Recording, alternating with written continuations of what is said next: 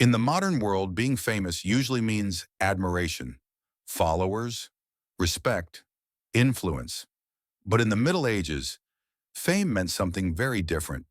Being known meant being watched. Being noticed meant being judged. And standing out often meant becoming a target.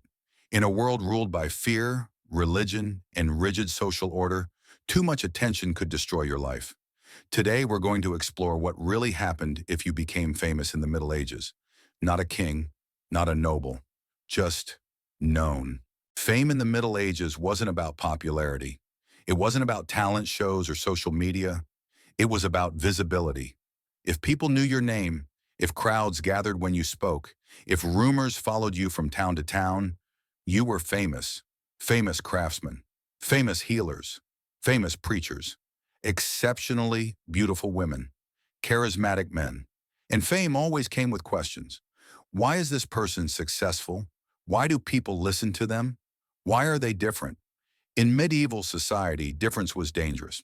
Medieval life was built on hierarchy. Everyone had a place. Peasants worked, nobles ruled, the church judged. If someone rose too high without permission, the system reacted. A popular blacksmith earning too much money, a healer curing people without church approval, a preacher attracting crowds without authority. These people didn't break laws, they broke expectations. And when expectations were broken, suspicion followed. Rumors were the medieval internet. There were no newspapers, no fact-checking, no defense. A whisper could ruin you. He uses forbidden knowledge. She charms men. He questions God. She brings bad luck. Once a rumor started, it spread through taverns, markets, and churches, and if enough people believed it, the authorities listened. Truth didn't matter. Perception did. The church did not tolerate uncontrolled influence. If people listened to you more than priests, you were a threat. Many famous figures were accused of heresy, witchcraft, moral corruption, blasphemy. Charismatic women were especially vulnerable. Beauty plus attention often led to accusations of seduction or sorcery. Being admired could quickly become being feared.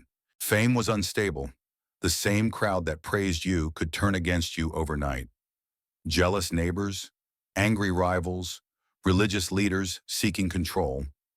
Public trials were common, and public punishment was the message. You were made an example. Not because you were guilty, but because you were visible. If you were lucky, you were fined or exiled. If you weren't, imprisonment, torture, execution. Many famous figures disappeared from records entirely. History remembers kings. It forgets victims. Fame left no protection. The ultimate irony? The more the people loved you, the more the authorities hated you. Joan of Arc led an army, saved a king, and was a living saint to the French people. And that is exactly why she had to die. Her fame was a fire the English had to put out with an actual fire. Today we fight for attention. We scream into the void of the internet, hoping to be seen. But 600 years ago, your best hope for a long life was to be completely, utterly invisible. Because in the Middle Ages, the nail that sticks out doesn't just get hammered down. It gets cut off.